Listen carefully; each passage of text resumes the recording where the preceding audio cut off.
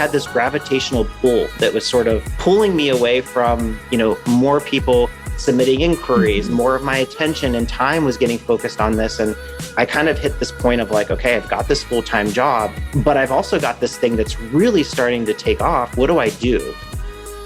That's Casey Hohman, and this is the Powerful Ladies Podcast.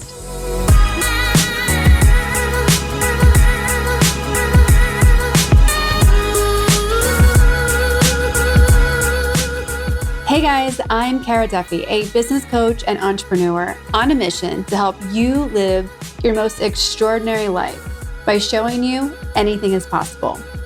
People who have mastered freedom, ease, and success, who are living their best and most ridiculous lives, and who are making an impact, are often people you've never heard of until now. Today's guest is someone I am so proud of. Casey is an entrepreneur and founder of Scottsdale Bachelorette, focusing on decor, itineraries, and additional services for bachelorette parties. He's a business coaching client of mine who has made huge leaps and bounds, including quitting his day job to run the business full-time, building out a great team, and continuing to make tricky choices each day to keep crushing it as a leader, a business owner, and also celebrating all that Scottsdale has to offer. His business has been taking off like a rocket ship based on the quality and the amazing moments that he's creating for his customers. I'm so excited for you to meet him and to hear his story.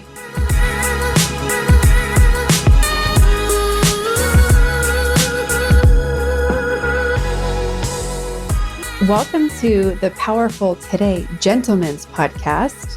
I'm so honored to be here and chatting with you and in this format instead of our coaching format. I know, I'm super excited. So let's tell everybody right away who you are, where you are, and what you're up to.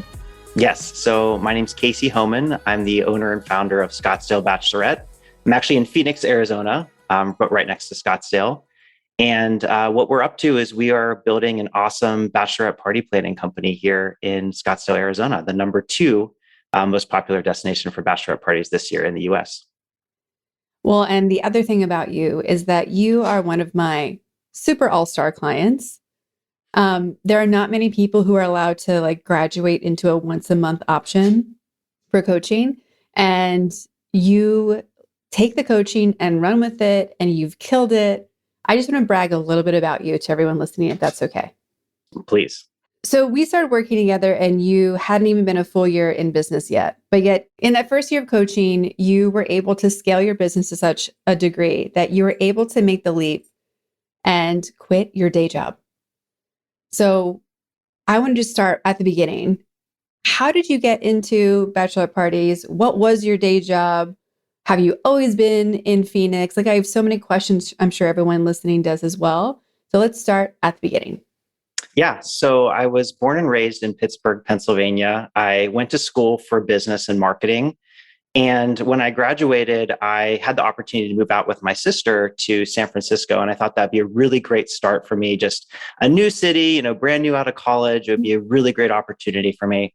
So I started working out there and quickly got a job into sales, which is a typical, entry-level position for a lot of people coming out of college. And that turned out to be such a good experience for me. I worked for a wedding photography company at the time where I was talking to brides and helping them get connected with photographers, and then pivoted from that into the world of startups, as many people in San Francisco do. So I had a really long stint with Yelp, actually, selling, working with them on advertising. And then I moved my way into sales management and had the opportunity with them. They opened an office out in Scottsdale, which a lot of tech companies at the time were, having satellite branch offices out in Arizona. The cost of living was less. There's a really great, pool of talent from schools like ASU and U of A.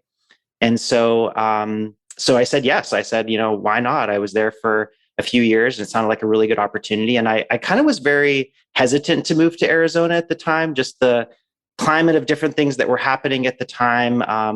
And was just kind of nervous about it. It wasn't the cool place that it is today. It kind of had a bad rap at the time.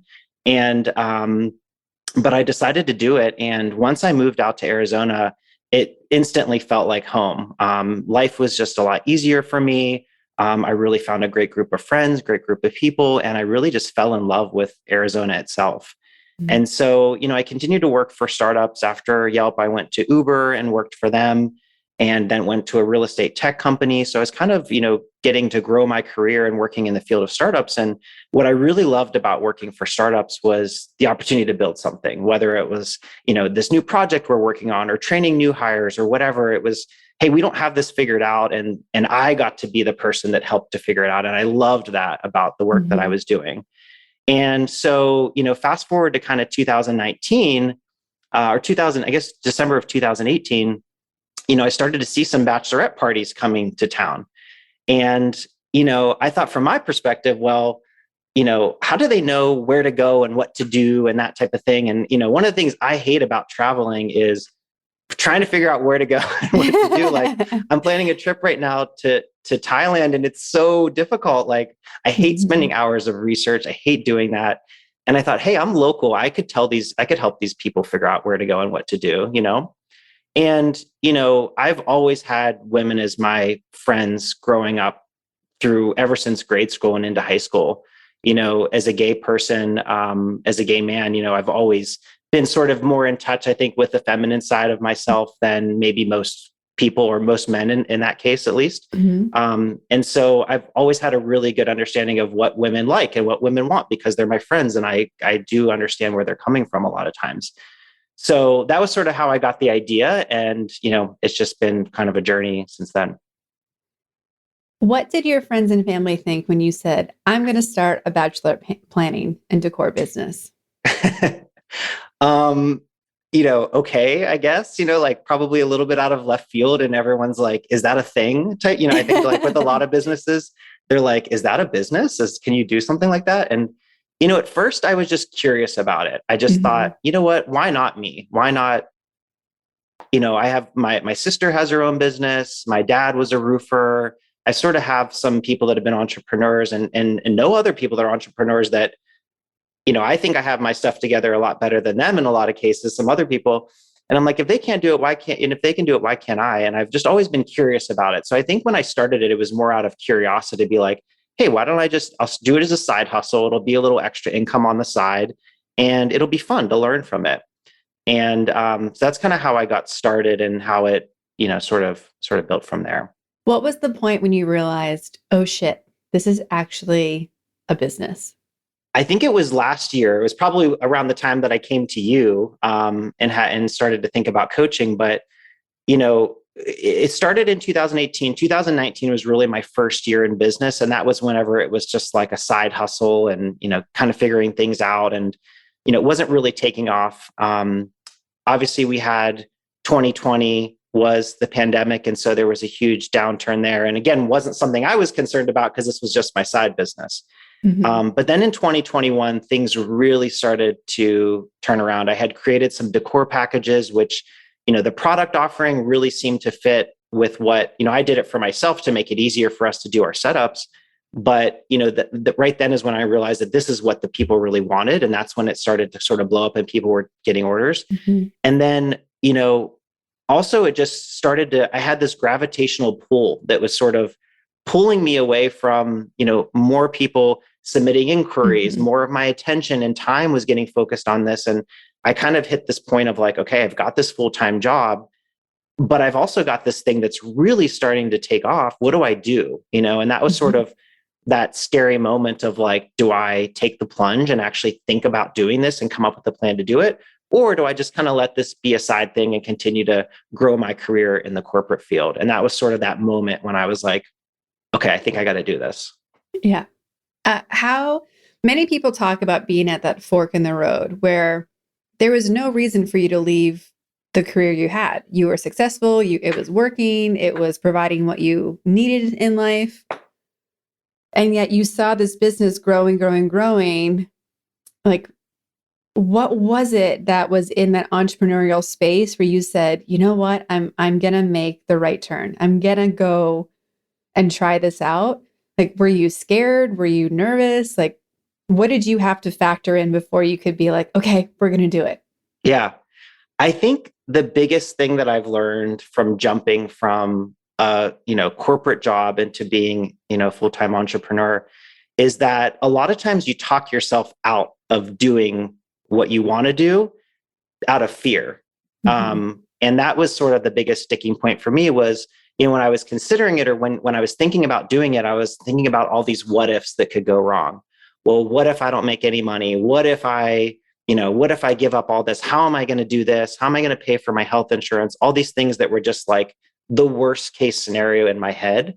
And, when I really sat down and thought about the worst case scenario, it really wasn't as bad as I thought it was. And for anyone thinking about this, it's not as bad as you think it would be, right? You've got a network, typically a family and friends and people that will be there for you. And, I wasn't going to end up homeless, or I could sell my condo if I needed to, whatever, right? It's not going to be as bad as you think it is. And instead I flipped that to say like, well, what's the best thing that could happen, right? Instead of what's the worst thing that happened, what's the best thing? How could this actually turn out to be really great for me, not only financially, but as a person, and help me grow? And if it doesn't work out, I could be even more marketable in the job market than I am right now, because I went through this experience. And so I think that was sort of the pivotal moment for me when I kind of really sat down and put aside the fears and actually mapped them out and came up with a plan of like, okay, worst case scenario, what's my runway and how long I could survive without needing to ask friends or family for anything? And then can I do that? And then if I don't, what's my plan then? What's my backup plan? And once I had that mapped out, I was like, all right, let's give this a try. Well, and in that first year, besides taking the leap from side hustle to full-time, you've also expanded your team. You got a space that you've been renting out. You invested in vehicles. Like, your growth trajectory has been pretty phenomenal. And you've made more decisions in year one than I think most people make in the first 5 years. Has it all occurred to you as, of course, this is what I do next? Or does each new decision come up as a heavy, kind of panicky decision? I think anytime a new decision comes up, I still have that fear that I had when I made the leap. It still comes up again and again. And I don't know if I think that's something a lot of people have, right? Where it's like, it is scary whenever you're independent to make a decision and to take on this new thing or whatever it is. But, I always kind of refer to it as like this stretching moment where it's like, okay, we're here right now and we survived this past week or whatever it is doing, 29 parties.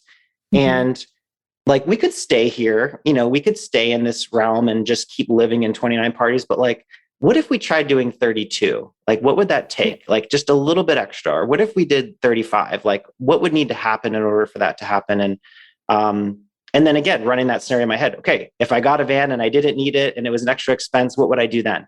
And so then you quickly realize that, again, it's a lot of times fear that's holding you back, but, trying to make those small decisions to say, okay, if I do this, how's this going to help me grow? How's this going to help the business grow? And how can we all benefit from this? And those are the great questions that we get to dive into. Yes. Yeah, you're so great at coming to me with all your scenarios and being like, okay, let's choose. But I think that's the important part of having a coach or a community, because then you have someone to bounce it off of. Because being an entrepreneur can also be really lonely. Yep. And it can be lonely in the sense that if your friend and family network aren't entrepreneurs, you can have a weird schedule. You can be making choices that they're not making, but it can also be really lonely because you realize, oh shit, like I have to make every decision. Like there's no one. We're so used to, I think, in a corporate space, having a foil or no one's ever worked where everyone agrees with you. So you're usually used to some push and pull and some discussion, and it's really hard to have a conversation by yourself.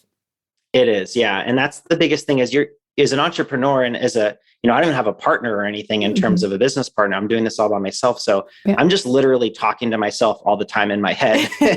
And when I do ask, or I just bring up what's happening with friends and family, like, to be honest, like sometimes I just don't get the best advice from them. And and I try to be, I want to be nice, but I'm like, absolutely, that would not work. And so as much as other people want to help and they want to give you their input, it's so helpful having you as a coach and just having someone, whoever that is for you, to say like, hey, this is someone that I really admire and respect and that has been through this and can help me think about things. And, even you and I have had conversations about things, and what I found is I know a lot of times I come to the decision myself. It's something that I've come up with, but just talking it out and talking through the different scenarios and what to consider when making those things is really what's helped me get there. And so I think for anyone that's in this community, you do need someone, whether it's a mentor or a partner or someone else, to bounce those ideas off of, because it can be very lonely, and you're also limiting yourself by only having what's in between your two ears, right? So like you got to kind of expand your horizons a little bit. Well, and especially for a business like you, where you're allowing people to come together and you're connecting the community of Scottsdale and Phoenix that you love with these people who are coming in from out of town. Like your business ultimately is helping people have amazing connections. Mm-hmm. And we have to remember that we need those too.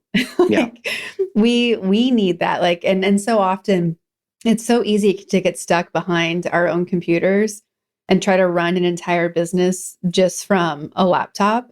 Yeah. And I find, and I'm curious if you do, that whenever I realize that I've been behind the laptop too long, things start getting sticky, or it feels like the business is going through like mud versus like really smooth sailing.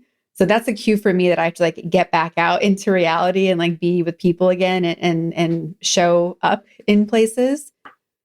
How does that occur for you? And what are you doing to make sure that you are out in the real world, in the community, enhancing the business, but also for yourself? Yeah, I think, when you're well connected, especially in my type of business, when you're well connected with other partners that do things that are adjacent to what I'm doing, whether that be, Nelson at the Cabana Boys, or, one of our Airbnb hosts that own multiple Airbnbs, you do find that there's a lot of overlap in experiences that you can relate to them on.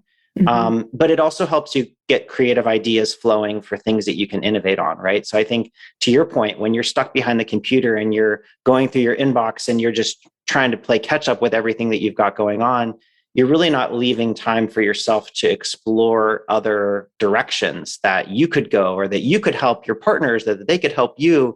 And so, yeah, I think it's, I've been trying to do something that I've always had some challenges with, is delegating tasks to people on my team, not due to, any lack of trust or anything like that, but it's more of, sometimes I feel like I'm inconveniencing someone if I give them something that I should be doing, or in my head, I think I should be doing. And so I found that the more that I can delegate that, the more that it does free up some time for me to do these other things. And then everyone benefits. The team gets to benefit from new things and things like that as well. Well, and I love that you've spun that into a really amazing way to network and showcase what's in Scottsdale. Yeah. If anyone isn't following Scottsdale Bachelorette on Instagram, you should be. Go do it right now, because it's not just for people who want to go there for a bachelorette party. Like, you're telling people, here's the best restaurant, here's the best activity. Like, I love now that I'm like, ooh, I need to go to Scottsdale. I have to go check that out. Yeah, that was sort of when I kind of going back to the crux of why I created the business in the first place, was to help people get connected to all the great things that there are here to help solve that need. And so I think, even though like itinerary planning itself isn't our most popular service, the fact that we're able to provide that to people and help them get connected to those things helps strengthen our own brand and help strengthen our relationships with our partners as well, because not only are we driving our self business, but we're able to drive that business to other great local businesses as well.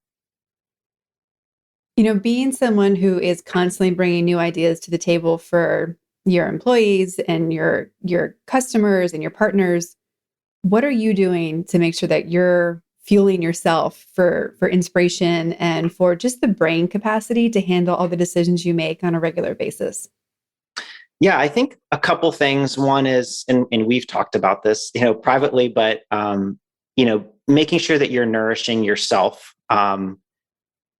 first and foremost. And I think it's sort of that thing of like, the air mask drops out and put it on before you help someone else. And I think the last couple months have been extremely busy for us. It's the peak of Bachelorette season in a year where we've got the most weddings in US history since 1984. We've got Scottsdale being number 2. The business is doing great. I sort of was hitting a moment where like I was working these extremely long days every day of the week. and I wasn't getting enough for myself. And I started to feel that. And that was sort of the first moment as an entrepreneur that I kind of was like, hey, listen, I've got to take care of myself because I need to reset my brain sometimes so that I can have the creativity to be able to innovate on the business. Um, and so I think it is about, for me personally, I need to spend time with my boyfriend because that helps me recharge and work on our relationship. I love to work out and be active, and I need to have time for the gym or for my workout classes. I want to spend time with my mom because I may not have that many more years with her, and she's here locally in Arizona now. So when I'm working and I'm not doing those things, I'm not the happiest version of myself, and I'm not innovating on the business. And I think, something we've talked about before is like, why did you do this? Why did you get into this? Right? I didn't get into having my own business so that I'd be working, 7 days a week, 13 hours a day. I did it so that I'd have more autonomy and more flexibility and all these great things that come along with having that freedom. And so it's about reminding yourself to do that. And then that helps unlock a lot of my creativity. So that's kind of how it goes for me. I remember being really proud of you that you went on this amazing trip to Italy in year one. Yeah. And so many entrepreneurs are so nervous to take time off or take a vacation, or like there's the whole thing of like, oh God, it's all going to collapse. What am I going to come back to? But you really chose to go on that trip. How important is travel for you and getting out to explore the world?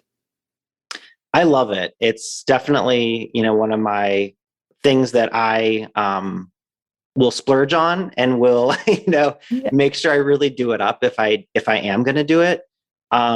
Because to be able to unwind and decompress, sometimes a lot of times you can't do that in 2 days. Right. Yeah.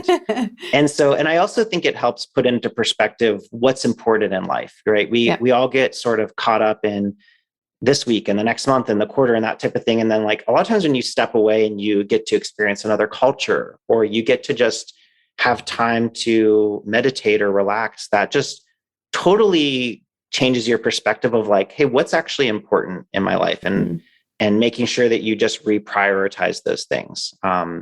A lot of times when you go on vacation, people are like, I want to buy a home here. It's like, it's not necessarily because you like that place that much. It's because you like that you're prioritizing yourself and you're having this amazing experience that you really should be giving more of. And that's kind of your realization when you want to buy that house in Tulum.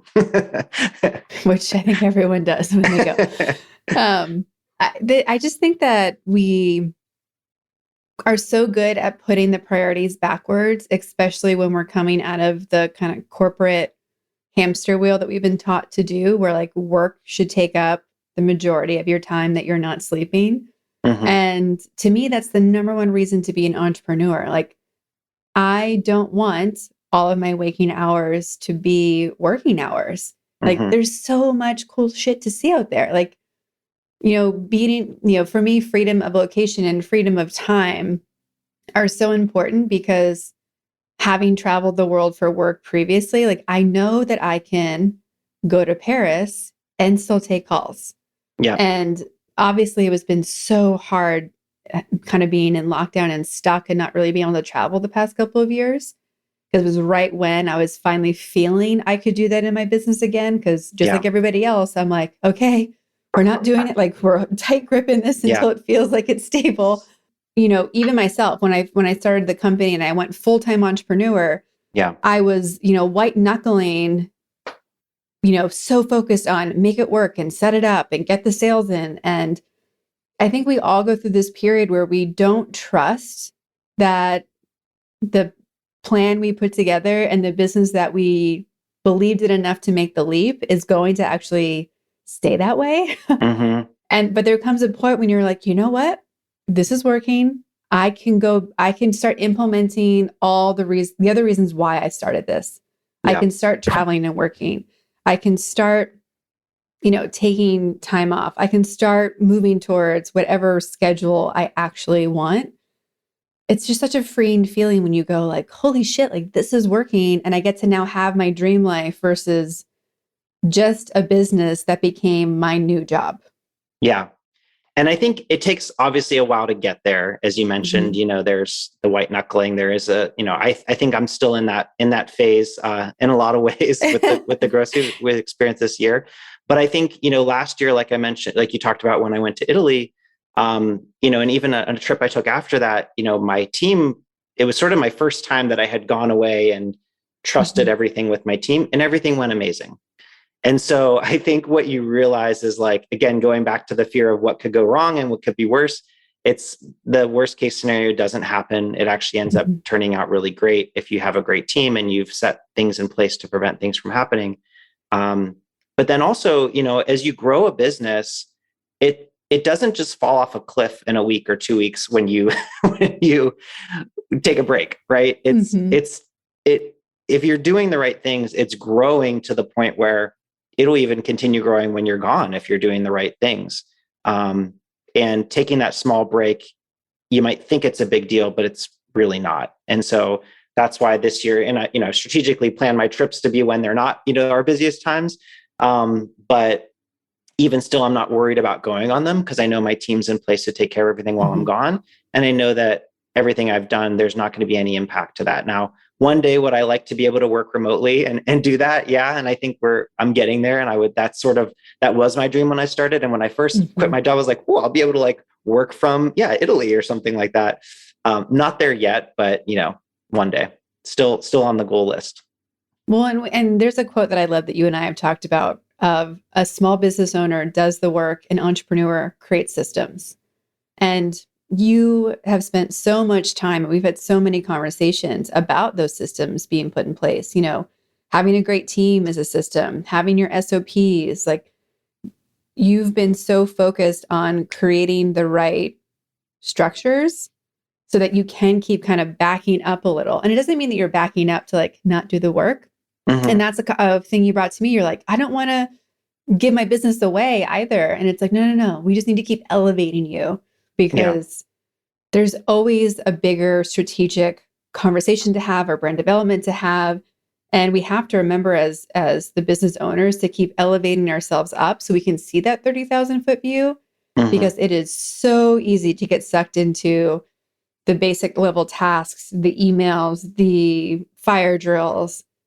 And how has putting those structures in place for you changed how you approach your business, and how has that shifted even from how you thought about business in the corporate setting? Yeah, I think, as far as creating systems, that's sort of been our whole MO. And what I think that I'm really good at and what my superpower has been for this whole business is, how do we take something really complex, like setting up a once-in-a-lifetime bachelorette party, and be able to systematize that to be able to do 30 of them within a week and do it with this team within 30 to 45 minutes, right?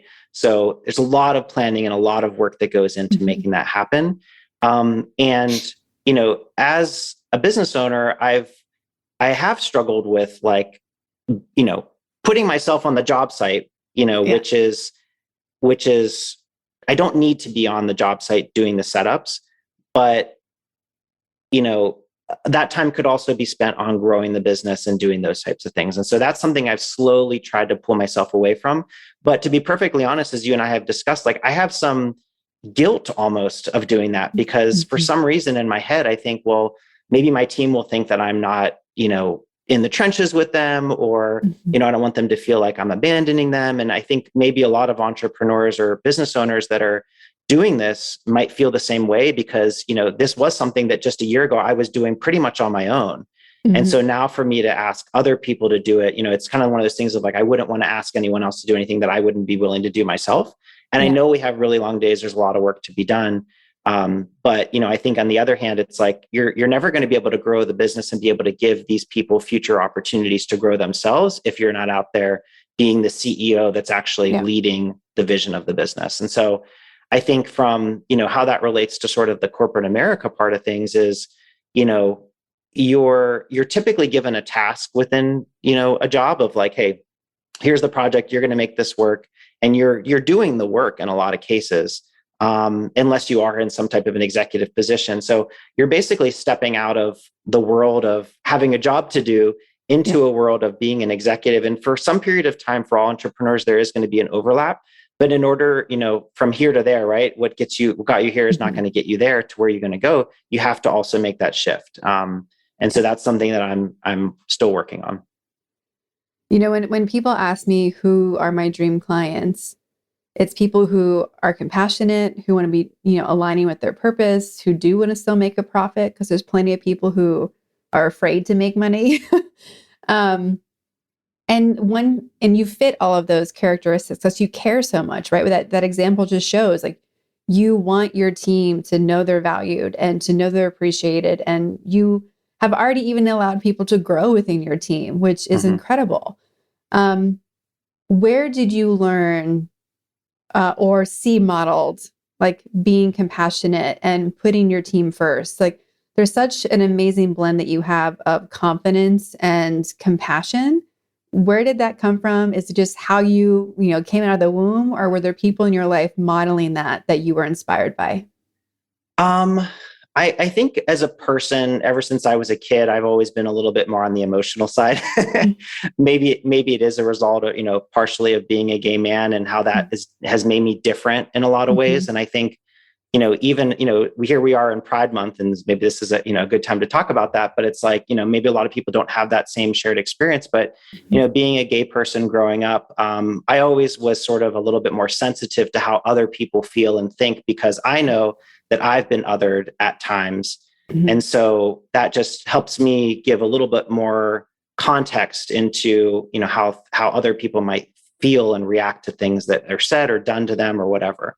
And so I think that has given me it's actually helped me a lot in my career as well, where I'm able to think about, like, well, when I stepped into a management position at work, like, how does my team feel, those types of things. And as I'm leading this business as well. And so and with my customers, right, this experience, if I got this cup like this and this looked like this, how would I feel if I got that and I paid this money for this, right? So I think, having a lot of empathy has really helped me as a person, and I think helped me in my business career, and also as a leader. I don't remember the second part of the question. It was, who have you been inspired by? Who have been mentors? Has anyone modeled anything that you bring into your business now, and just who you are as a human? Yeah, I think there's been a couple of managers that I've had in the past that have really helped me with this. So the first one is Erica Alioto. She was one of my sales leaders at Yelp, and, kid fresh out of high school, or fresh out of college, I should say, first kind of real sales job.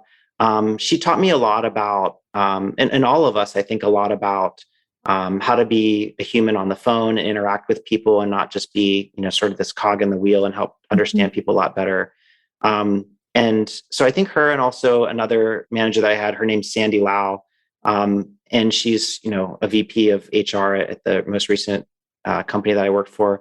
But I think both of those leaders, they put people first, right? And I think a lot of times when you come to work or you come to a company, you have to realize that, yes, we're doing a job, but you're a human. I care about you on a human level.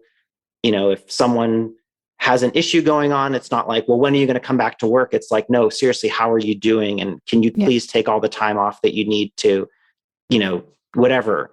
And I think that whenever you treat people like humans instead of employees or something like that, that is a huge part of how I've developed sort of that empathy, and it's really helped shape me as well. Yeah. All the powerful humans that are on this podcast, it's not just about work for them. We are all very complex people.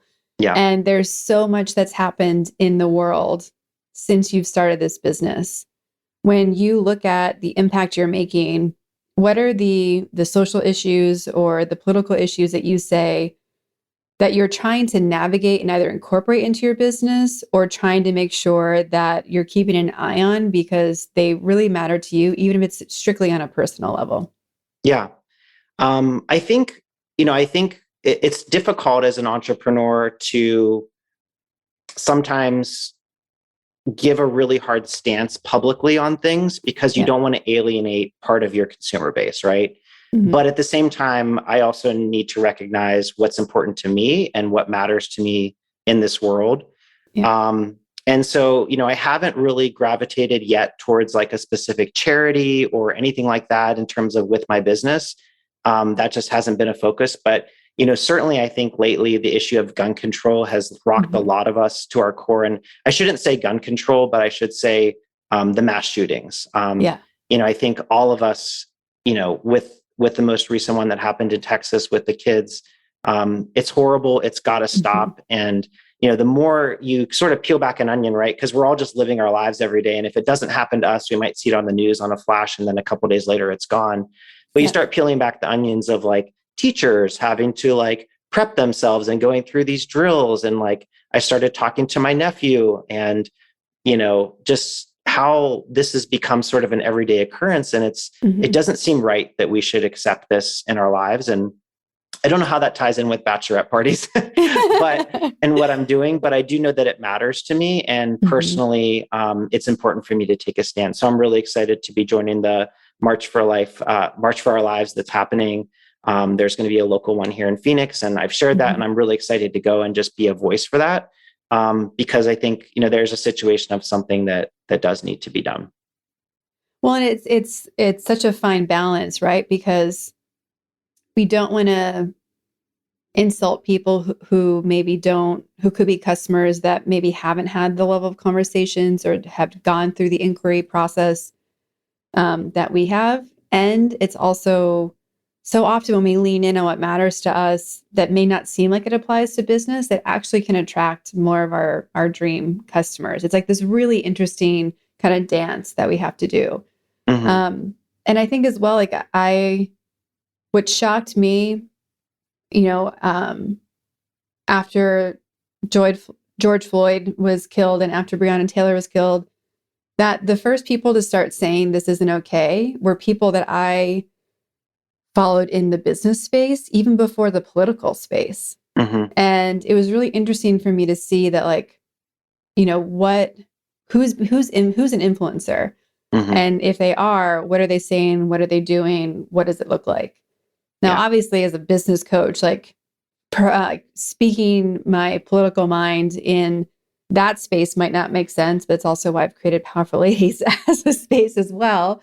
Because all the people that I know who are creating their own business or following their passion or diving into athletics or the sciences, whatever their thing is, who's been on this podcast, everyone cares. Like everyone is looking for more fairness and more equality and just more like it's like what occurs to us is normal. Like it would be so weird for you and I, like we would not tolerate going to work worried that there is going to be an active shooter. Right. Like we would never create that space for our employees. We would never create it for ourselves. It's just such like it's that to me is the mind-blowing part of you want these people to do the most important job in the world, which is teach children. And you don't want to make sure that like you're going to add that layer of stress and just like taking how much of their mental capacity is taken up by planning for that, worrying about that, thinking about that.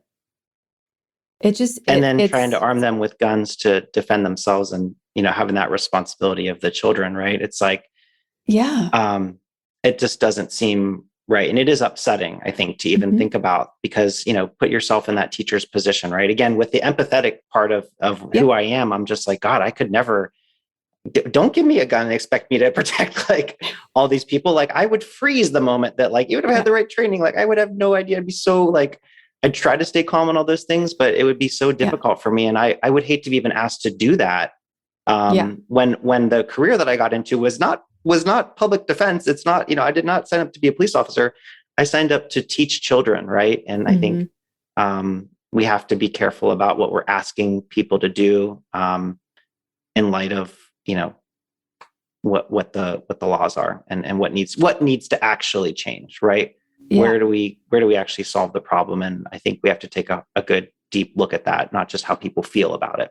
For a lot of people, myself included, it's sort of like, well, where do you start sometimes? And I think that's Yeah. what's really difficult. It's, not always that you don't care, or that it's, you want to do something, but it's like, what can I do to help make an impact and make an influence on something that I care about? And there's a lot of causes out there. So it's like, you almost need to obviously pick where you think you can make, or where you want to make a difference. Right. And I think that's sort of a journey that everybody goes on, is like, hey, where do I want to invest that time and energy into? And where do I want to be able to share something to make a difference? So I think for me, that there's a number of places that I think that could go. But certainly right now it's definitely with the mass shootings and what can be done there. Yeah. How does it feel to be creating moments and memories and these things that people will remember for the rest of your lives? Like, how much joy does that bring you, and how much does that fuel you to keep going? It's really incredible to be able to, for a couple of reasons. One, we've got the maid of honor, right, who has this immense amount of pressure to create this fantastic experience for someone that they care about so much, whether it's their sister or best friend or something like that. So that's a really great part of it, is just to be able to take that stress off of them and make something amazing for this person that they care so much about. But then, of course, the bride, right? And that's what this is all about for the Bachelorette weekend, is making her feel special, making her feel celebrated, and really creating this weekend experience that you don't, in most cases, get to experience very often. Like, I think anyone listening, it's like, when's the last time you got a group of your closest friends and siblings and people that you care about the most in your life, and in most cases, women that are so impactful, and been able to just spend a whole weekend with them and just let loose and have a great time? Like that, usually there aren't many opportunities in your life that you get to do that. So the fact that we get to be part of that is really, really special. And I think for me and our team, when we see reactions, like we're putting together like a montage of all of our reaction videos right now, which is really fun. Because sometimes we either get them ourselves, or we get like the maid of honor to capture it for us. And, that's feels really, really special, because we're, a lot of times, again, with your routine, you're getting in, you're setting up, you're on to the next house. But like every time someone walks in and sees what we did, there's a reaction, there's an emotional connection there. And that's a memory that we created that they'll never forget. And I think that's a really cool part about our business and what we do, is being able to create those moments for people. And again, while I take it very seriously, right? It's like, if you mess it up or you don't do it right, then that's like a really big deal, because you messed up this like really big moment. It's like, it's not as big as a wedding day, but it's, it's in that same genre of like, you can't do this every year.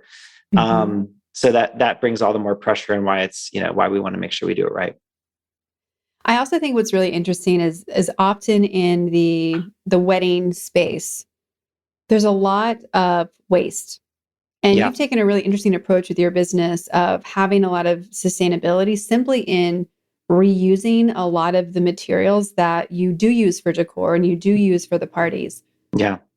Was that an intentional choice for sustainability reasons? Was it like financially led? Like, what got you to the path of, hey, we can do this, make it look amazing, and we can be sustainable in the process? It was really a 360 idea for a lot of reasons. When I first started the business, we used to have people ship us their own decor items, and we would set those up. So initially, I saw the waste, but I saw a lot of the same things being purchased, like Final Fiesta, Scottsdale Before the Veil. People will go on and they'll purchase these things for their event. They use them, but no one's taking that home with them or reusing that, ever again.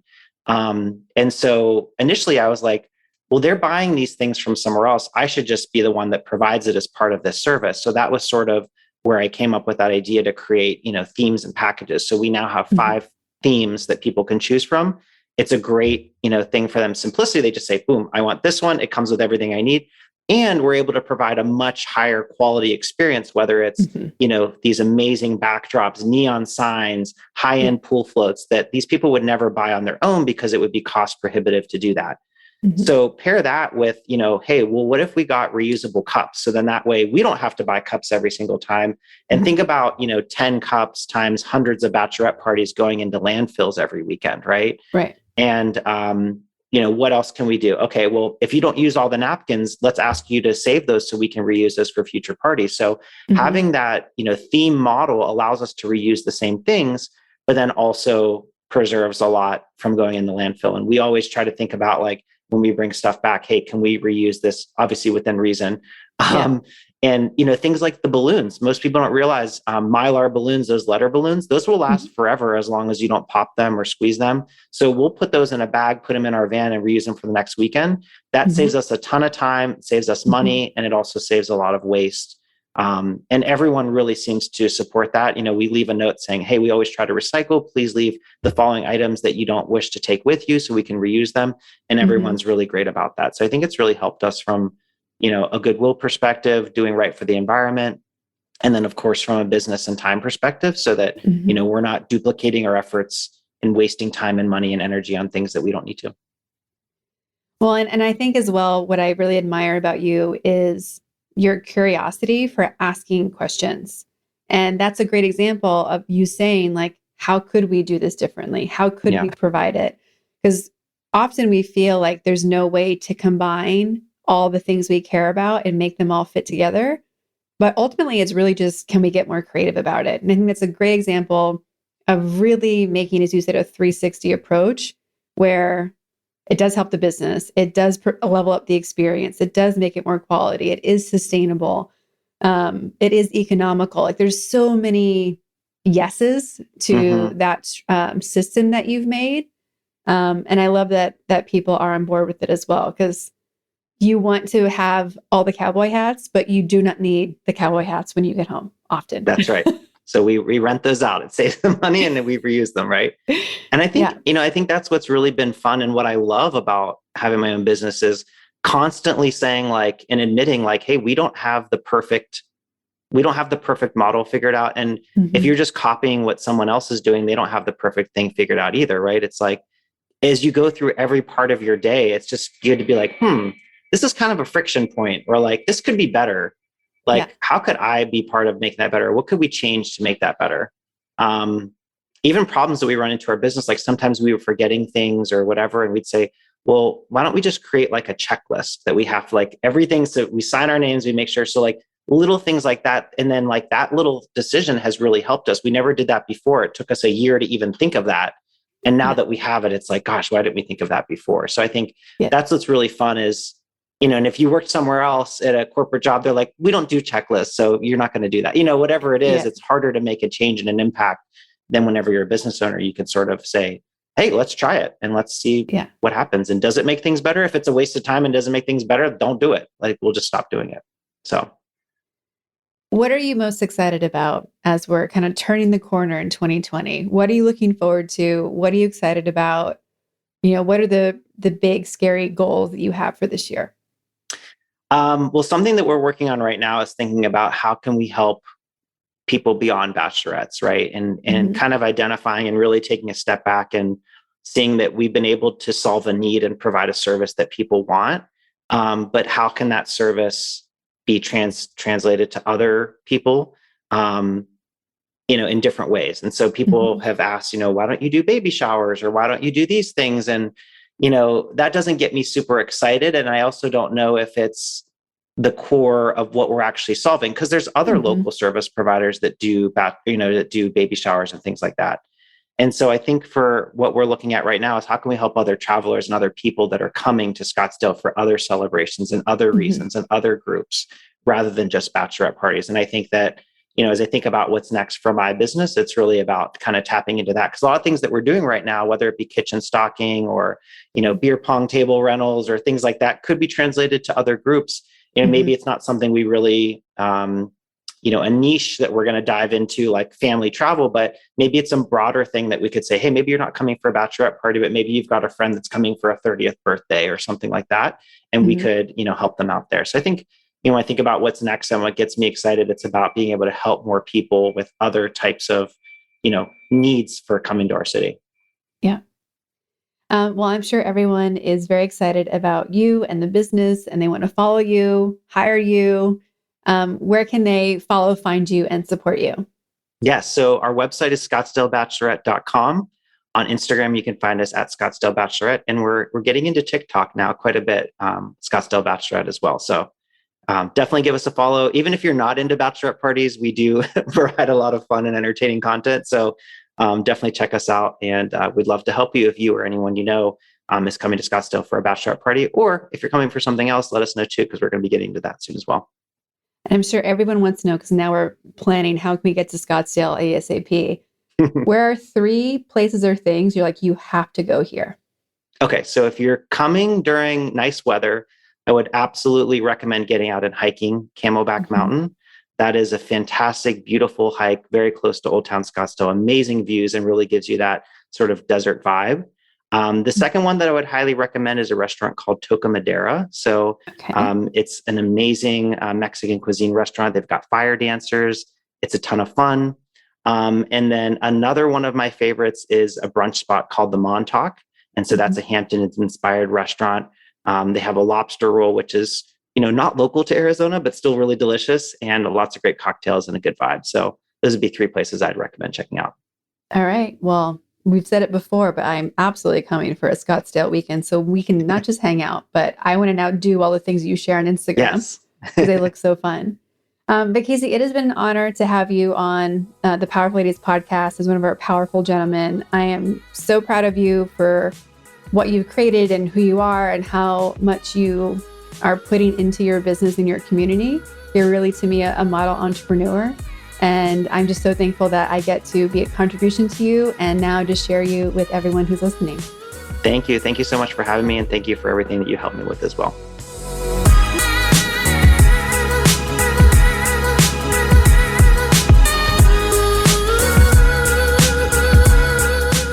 All the links to connect with Casey and Scottsdale Bachelorette are in our show notes at thepowerfulladies.com/podcast.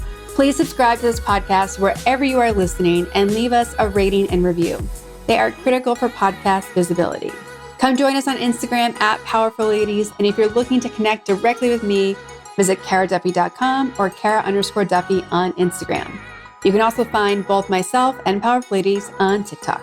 I'll be back next week with a brand new episode with a new amazing guest. Until then, I hope you're taking on being powerful in your life. Go be awesome and up to something you love.